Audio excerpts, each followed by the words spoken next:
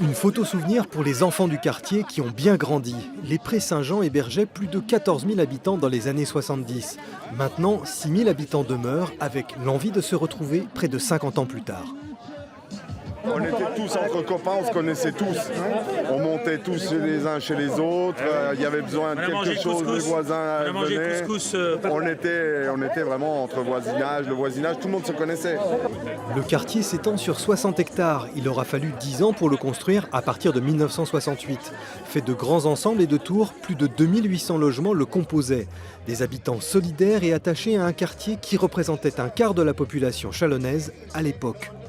50 ans d'histoire ici, 50 ans de présence ici, sur le quartier, avec des associations qui sont présentes depuis le début. Et là, des habitants du quartier qui ont voulu se retrouver, pas devant les enterrements, mais avec un moment festif. Organiser une telle fête de retrouvailles n'aurait pas été possible sans l'aide des réseaux sociaux. Un appel qui a été largement entendu et aussi largement relayé. Le plus dur, bizarrement, c'est pas de ramener les personnes qui ont déménagé.